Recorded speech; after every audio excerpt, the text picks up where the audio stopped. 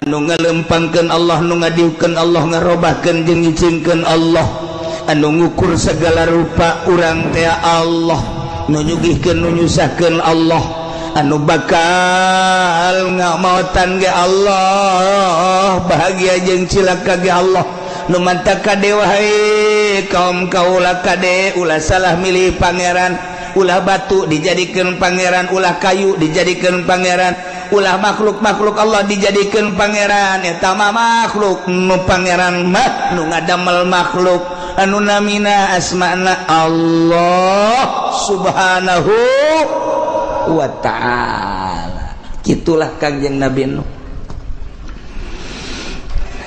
Cek kaum elit-elitna, cek pemimpin-pemimpin kaum na ngomong ka Kangjeng Nabi Nuh, heuh Nuh capek-capek maneh teh dakwah. Kadeleuna teh menyingsingkan tangan luar biasa maneh berangjeng peuting ngajakan umat jakami mah innalana rokasanyana kaula.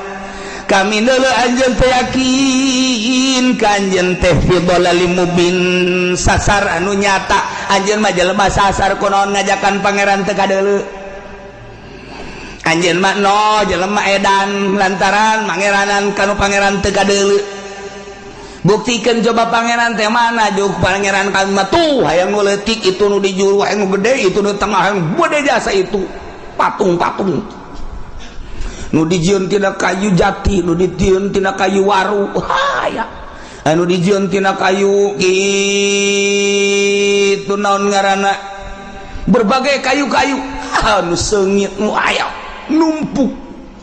Patung-patung teh ambualayah loba nu dina batu dan lain sebagainya. Tuh itu pangeran. Urang deuk lelempangan yang mau pangeran nu leutik bisa diasupkeun ka kantong. Kangjeng Nabi nu ku bloon-bloon teh. Pangeran mah aya ngatur, lain pangeran diasupkeun ka kantong. Jadi lamun diasupkeun ka kantong mah dibawa penyelamat kan nyana. Mun siang ngising atuh milu ngising. Tadi pangeran ku daek dibawa ngising. Kanjeng Nabi Nuh dilalaga, ngalalaga kaumna. Tetap noh, eureun dakwah. Innal naraka fi dhalalim mubin. Kaula neuleuh maneh capek aing mah sasar sia. Ulah gas. Ulah dakwah sia ayo bandingkan bareng jeung kami kabehan ibadah mah tuh ka pangeran itu jelas nu real bae sih. Nu jelas ulah sok nu teu kadeuleu. Ieu mengajakan ibadah ka pangeran nu teu kadeuleu naonan. Kanjeng Nabi geus rada kanasehatan jijah heueuh nya. Horenganan baheula ge kos kitu. Geus aya persamaan, aing diciduhan, aing dicarekan, aing dicaci, aing dimaki, aing dibunuh. Horenganan baheula ge kos kitu. Seuri Kangjeng Nabi hehe. Ya heueuh senyum Kangjeng Nabi. Masyaallah. Tuh kan. Tetapi geuninganan inkar karena ajakan Kangjeng Nabi Muhammad sallallahu alaihi wasallam. Kelantaran tugas Kangjeng Nabi ti Gusti atuh terus we timulai main samar toel-toelan ngajak didatangan ku Kangjeng Nabi setiap jelema ditoel diajak kebelah dieuna langsung door to door ti imah ka imah Kangjeng Nabi cacian jeung makian pohara terhadap Kangjeng Nabi. Belah dieuna ajakan-ajakan Kangjeng Nabi mun dipresentasekeun matina 100 paring nu iman hiji 2. Tapi tugas si Allah makin kenceng terus baik. Waktu cacian jeung makian terhadap Kangjeng Nabi nu baheula Kangjeng Nabi disanjung-sanjung waktu can diangkat jadi Rasul. Julukan ge Al-Amin. Jelema nu jujur nu adil nu terpercaya, tapi ketika diusik diajak iman ke Allah, iman ka anjeunna sebagai Rasul Allah, tetap baik dicarekan, dicaci, dimaki, diciduhan Kangjeng Nabi. Kabelah dieuna Kangjeng Nabi teh rek diharu biru. dibunuh Kangjeng Nabi terek dibunuh ngan Kangjeng Nabi nama atuh numayankeun lalakon ti Gusti Allah atuh disalametkeun ku Gusti Allah tapi sahabat-sahabat nama jang deuleueun tingalikeun ka urang nu hirup di akhir zaman nu diseret anu digantung sahabat teh nu disiksa sahabat teh ku gara-gara iman ka Allah iman ka Kangjeng Rasulullah anu disetrap di jero imah ku dulurna ku indung ku keluargana macem-macem carita anak anu melarikan diri tiriungan keluarga sehingga loba kesulitan para sahabat nu iman ka Allah iman ka Kangjeng Rasulullah timbullah ngayakeun aksi hijrah pertama ka Habsyah saking teu kuatna penganiayaan terhadap jelema-jelema anu iman ka Allah iman ka Kangjeng Rasulullah urang mah kuari kapan waduh adem ayem urang mah nikmat jasa kuari nu kuat nu kieu tentrem urang mah hirup teh di negara Indonesia mah menurut berita pangaman-amanna jeung pangtentrem-tentremna jeung pang nikmat-nikmatna sehingga loba julukan Indonesia adalah surga. Yehe, Indonesia mah surga tuh. Masya Allah, hujan lain bae tangkal nu dipelak jukut nu teu dipelak jaradi. Hujan gede, laut ambalaya lantaran urbanisasi laut ti empang ka empang.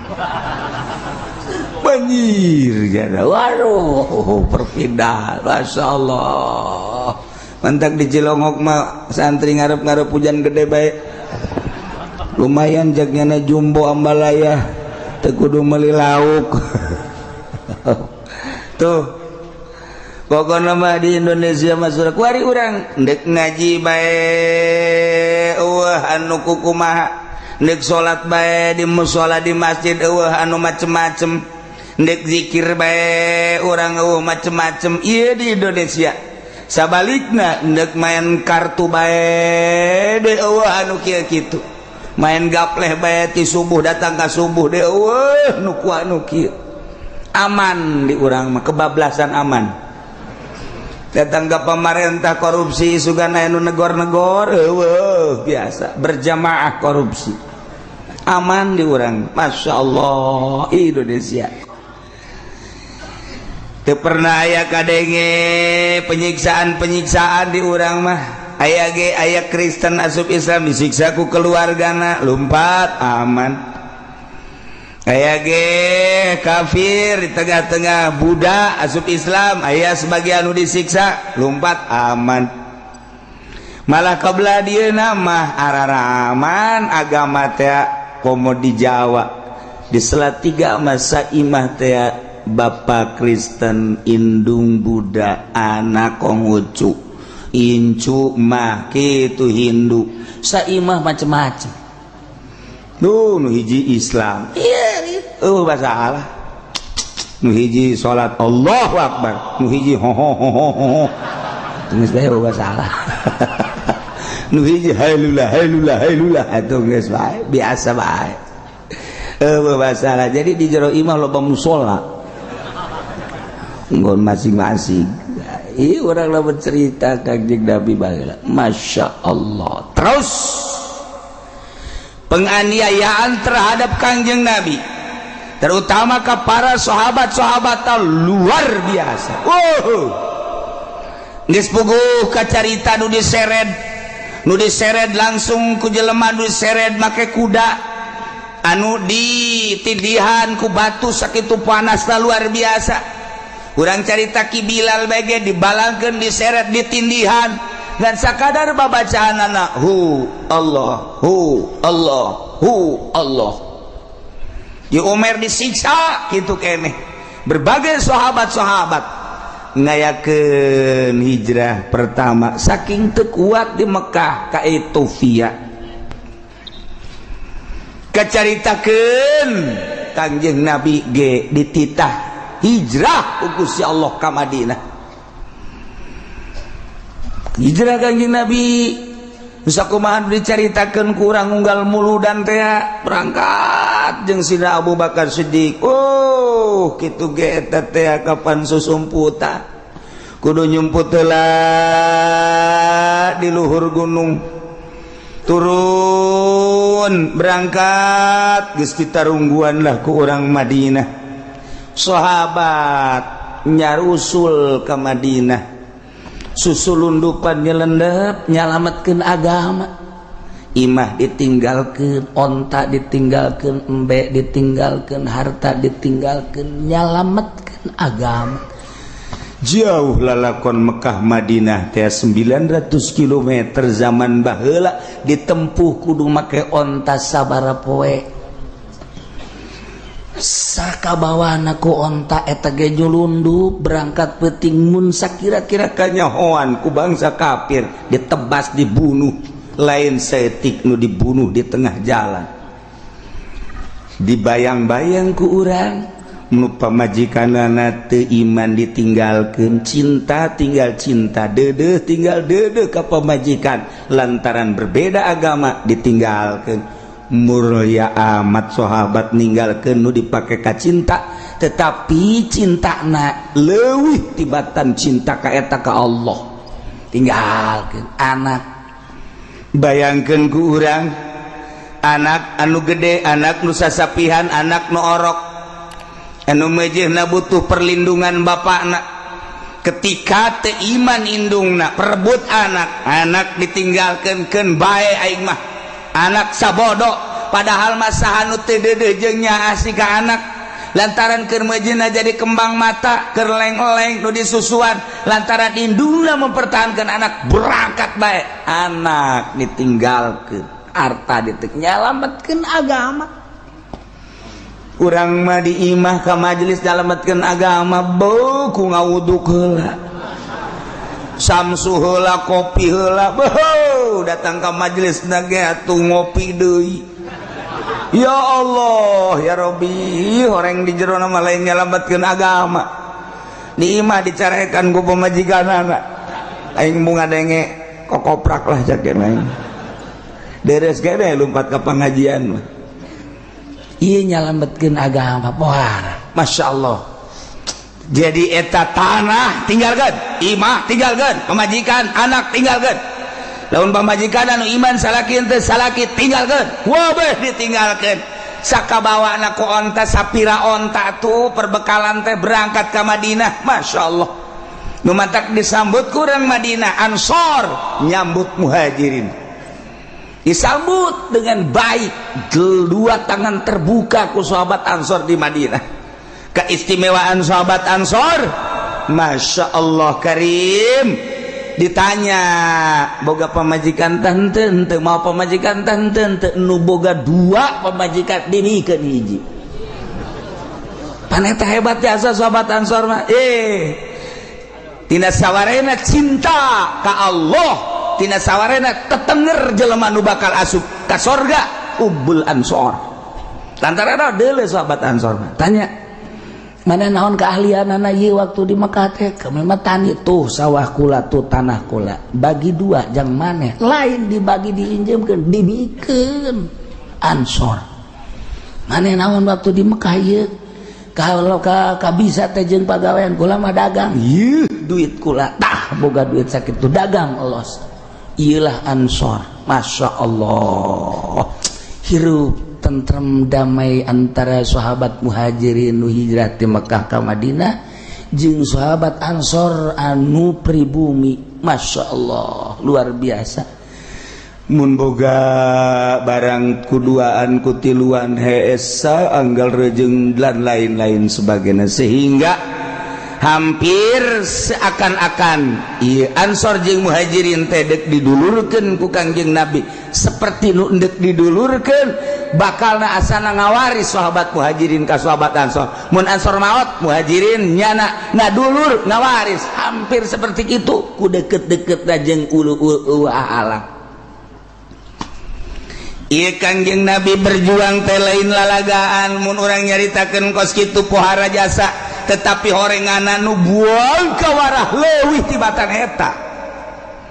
Nu teu iman ka Kangjeng Nabi, nu ngudag-udag Kangjeng Nabi pohara jasa. Wahyu tinggal wahyu, mukjizat tinggal mukjizat. Nu ngaran Abu Jahal mah geus ciciduh bae. Nu ngaran Abu Lahab mah geus kagenemes bae. Di mana bae ayana Muhammad dipiteskeun ku aing. Sampaikan ka teangan Muhammad saanu bisa ngabunuh Muhammad, bawa huluna ka dieu 1000 ontak ku aing sia. Lain lalakon pan lamun urang neuleuh kos kituna. Kangjeng Nabi dakwah teh di henteu-henteu ge manusia nyeri. Padahal mah hanya tugas kok teu darekeun ariman gitu. Ai sugan urang mah ketika Kangjeng macakeun Al-Qur'an, macakeun mukjizat, jelema muhun kabeh, sumuhun kabeh, iman kabeh, henteu horenganan. Kangjeng Nabi akhir waktu Isra Mi'raj turun Isra Mi'raj Kangjeng Nabi kita nyaritakeun berateun Kangjeng Nabi, tapi Kangjeng Nabi nyarita bae terus di hareupeun Abu Jahal. Cak Abu Jahal tas di mana si Ahmad? Tas Isra Mi'raj. Ke mana? Di dieu ke Masjidil Aqsa, di Masjidil Aqsa naik ka langit ka Sidratul Muntaha ka pangijeung Allah. Tira berangkat mak tadi balik tadi memeh subuh. Man Aisyah naonan mad. Aduh, nu edan ge cager heula mad. Aisyah kunaon tambah edan. Ya, wari sia. Sia daek teh ngomong kos kitu. Gerokeun ku aing seluruh turunan-turunan wae di Mekah. Siap. Wah, tuh digero-gerokeun ku Abu Jahal. Bani anu turun. Dengekeun ya. Nu edan ngomong. Begitu Kangjeng Nabi nyarita, coba mad aya naon? Caritakeun ku Kangjeng Nabi, kaula dibawa ku malaikat Jibril di Masjidil Haram ke Masjidil Aqsa. Di Masjidil Aqsa terus naik ka langit kaji kadua terus naik terus bere oleh-oleh terus tangga ku harita. Tiraha eta mad bedakeun jam sakitu balik, bebek mau subuh. Kira-kira sabaraha jaman mad? 2 jaman lah. Eta pan sahabat kararieu eta. Mad siat ngomong ku keterlaluan ting bener ge Rasul Allah tuh laki kituan ting mad. Coba eta sanu teh ngeri coba sing balalieur geus lah sia-sia aing wae geus lain percaya Pak. Tinggal hiji deui cak Abu Jahal, coba sahabatna ieu Abu Bakar ieu. Coba bakar sia ka dieu. Aya naon? Ieu mah memeh sia ka ditu ku aing di bejan heula cak Abu Jahal. Aya naon? Ieu Muhammad bebejana tas Isra di Masjidil Haram ke Masjidil Aqsa, di Masjidil Aqsa naik ka luhur lagi ka Sidratul Muntaha cak nyana babi jeung Gusti Allah cek nyana terus balik deui sekitar 2 jam. Siap percaya henteu sama Abu Bakar hayo. Cak Abu Bakar leuwih ti eta lamun Muhammad aing mah percaya jasa. Leuwih ti eta aing mah kaluareun bumi aing percaya. Sia sok kajuki kituanan bakar. Tadu antak gelar asidik teh di dinya. Mun Muhammad pelakuna leuwih ti eta aing mah percaya jasa geus. Geus teu bisa diganggu gugat deui. Ieulah Sidina Abu Bakar. Nah ieu mah keur carita Kangjeng Nabi teh nyeri. Masyaallah pohara jasa teu iman jelema. Dibacakeun ayat, dibacakeun mukjizat Al-Qur'an teu iman. Nah untuk menghilangkan kanyeri hati Kangjeng, untuk menenangkan kesedih Kangjeng, Allah mere dongeng caritaan nabi-nabi nu baheula. Abe hati Kangjeng Nabi tiis karasana. Pertama di dieu ngadongengkeun tentang Kangjeng Nabi Nuh alaihi salam. Tapi ieu mah singkatna ge dihareup bakal panjang nam. Ieu mah sakadar penenangan jang Kangjeng Nabi doang. Cerita singkat ulah panjangna dihareup. Ieu mah pangbeberah panenang-nenang ka Kangjeng Nabi supaya Kangjeng Nabi heueuh horenganan. Jadi tenang. Fokus urang dagang. dagang sekali di modalan 100 juta beak 50 juta rugi, didagang deui 50 juta rugi 30 juta, didagang deui 20 juta rugi deui tinggal 1 juta. Tinggal 1 juta kumaha ngalamun mainnya di imah dia kolong Pak, lamun eta bisa sasada hulu lamun sasada kada ge kurang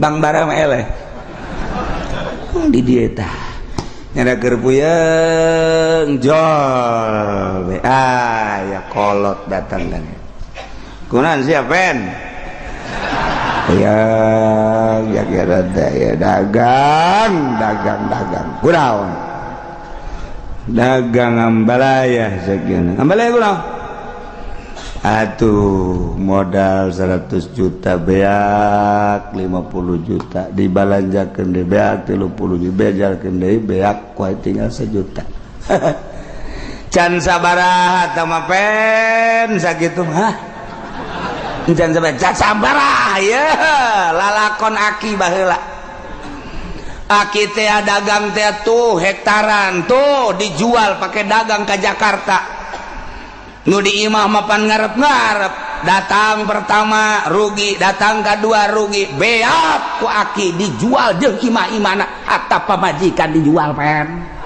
jeung pamajikan ku abe dijual ai aki meuli deui nu anyar wah si aki bolon teman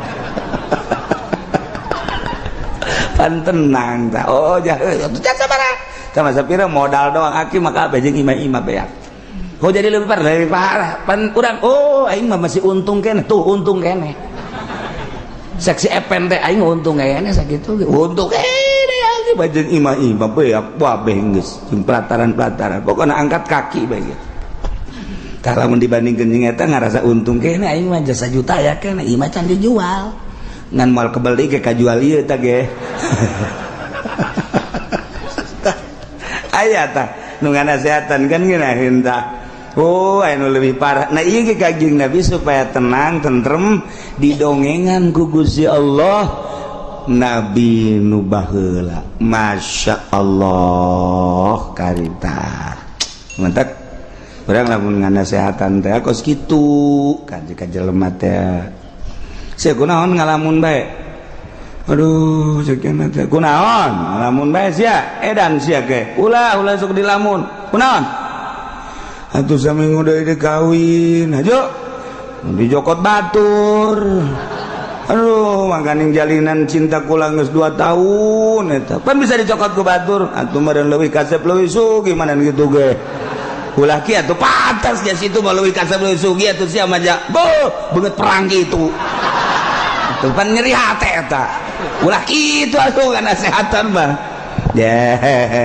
dunia teh sedaun kelor. Oh, emang awewe nyana doang. Ulah sok judi lamun sia hayang nu putih ku aing diajak ka Lampung. Adat gede masalah. Hayang nu hideung ku aing diajak ka Brebes ya. Ambal aya di tukang bawang melulu. Ayo sia hayang ka mana? Tenang ya. Sia mah kakarak ditinggalkeun sakali. Aing mah baheula. Pertama bobogohan pas dek dikawin batur kahiji aing ya hampir frustasi ngan ditenang-tenang bae bobogohan kedua kali begitu dek dikawin deui ku bapana teu meunangeun nya nyahoeun aing teu boga pagawean bar harita atuh pan nyeri bae katilu kali aing dek kawin Masya Allah tipes bae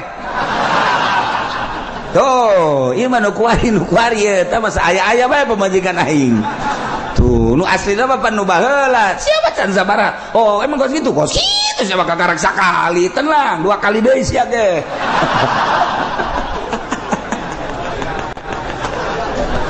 pan tenang tak ka hate oh jadi sarua ye tuh aing sarua lah atuh sapira awewe geus bae bikeun bae neangan deui semua ke dilamun sagala rupa awak geus kuru kitu sia deh aing dah 3 kali aing mah teger keneh bae kan ngeunaheun kana hatena ngeunaheun coba lamun nganasehatan atuh sia sih tadina tuh kunaon diantepkeun heueuh nya tuh aing ge milu mikiran ka sia tah makan ngaranna eleh kos kitu mah gitu kan deku mah urang kadukun pan kudu make modal wiridan ban sama lain ahli wirid geus kieu mah geus mancak aing mah mendingan ngagejeburkeun ka sumur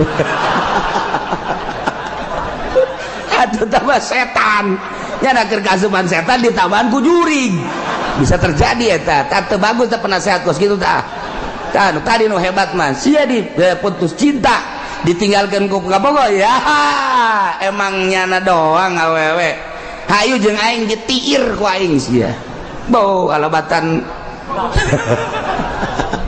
sudah dipikiran kos kitu mah hayu jeung aing hayu sia tah dongeng aing nu pertama kos kitu nu kadua katu ja biasa bae komo dibere urang nasihat maka tauhid mah heuy geus aya tulisanana ti Lauhil Mahfuz muantep ya itu kunaon bahwa calon pamajikan sia dibawa ku batur geus aya tulisanana pan sia aya salat sok dibaca wa bil qadari khairihi wa syarrihi minallahi ta'ala hartikeun tah tauhid tah jijah nya tuh ulah sok dipikir hayu jeung aing nganjang penting ayo jeung aing geus pokona mah asal aing modalan ku sia tah eta kan geuna nasihat ieu kitu maksudna model kos kitu endekna nasehatan Kangjeng Gusti Allah ngabungungah Kangjeng melalui neuleuh nempo ka kisah-kisah nabi-nabi nu baheula aya persamaan Kangjeng Nabi Nuh ge nabi Kangjeng Nabi Rasul Kangjeng Nabi ge Rasul cik coba